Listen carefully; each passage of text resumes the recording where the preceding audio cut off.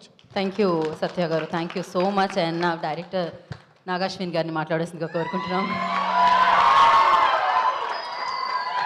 Hi hi hi hi hi thank you అండి. Thank you అందరికీ, బాపు గారి టీంకి. ఏదేది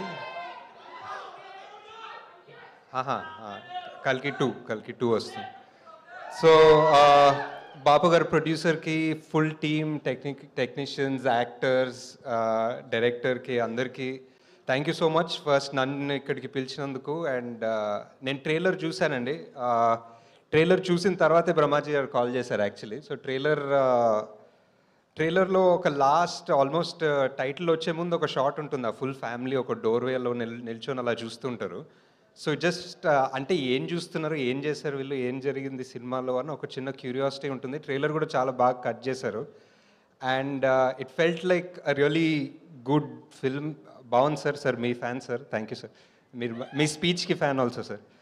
సో జస్ట్ అంటే ఇప్పుడు కల్కి పెద్ద బడ్జెట్ అలా, ఇది చిన్న బడ్జెట్ అలా పెట్టుకోకుండా మన తెలుగు సినిమా ఆడియన్స్ బేసిక్లీ ఎంత మంచోళ్ళు అంటే, సినిమా బాగుంది అంటే ఫస్ట్ షో సెకండ్ షో లోపల టాక్ వెళ్ళిపోతుంది.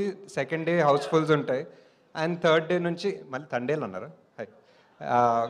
సో యా, జస్ట్ బ్యూటిఫుల్ అండి. సో ఐ థింక్ ఈ సినిమా అన్ని గుడ్ వైబ్స్ ఉన్నాయి.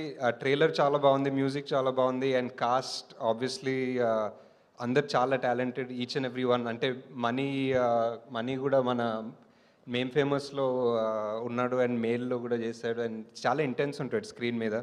బ్రహ్మాజీ గారి గురించి ఎక్కువ చెప్పనవసరం లేదు, అందరు ఆల్రెడీ చెప్తారు. సార్ జాతి ఒక్క మాట చెప్పమంటారా సార్? మన డైలాగ్ ఏంటి సార్ జాతిరత్నాల్లో? నాలెడ్జ్ ఎంత నాలెడ్జ్ ఉంది సార్ మీకు అసలు సినిమాల్లో. So great sir.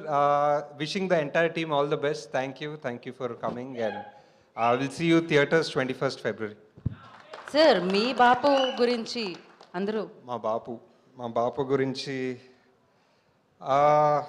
అంటే స్పెసిఫిక్ ఇన్సిడెంట్ అంత ఇమీడియట్గా గుర్తులేదు. బట్ చిన్నప్పుడు ఆల్మోస్ట్ అందరికీ సేమ్ ఎక్స్పీరియన్స్ ఉంటుందేమో. ఏదైనా అడిగితే లేకపోతే ఏదైనా చెప్తే, మా నాన్న ఒక చిన్న ఊరు నుంచి నాగర్కర్నూల్ దగ్గర ఐతోల్ అని. సో ఎప్పుడు చెప్పేవాళ్ళు, స్కూల్కి వెళ్ళడానికి నేను ఒక 14 కిలోమీటర్లు నచ్చి వచ్చేవాడిని. నీకు ఇప్పుడు పెన్ కావాల్సి వచ్చిందా, పెన్సిల్ కావాల్సి వచ్చిందా అని చెప్పి చిన్నప్పటి నుంచి ప్రతి దానికి ఆయన చిన్నప్పుడు పడే కష్టాలు, ఆయన చిన్నప్పుడు కష్టపడి వంటలు చేసుకుంది, హాస్టల్లో ఉంది, అన్నీ చెప్పేవాళ్ళు.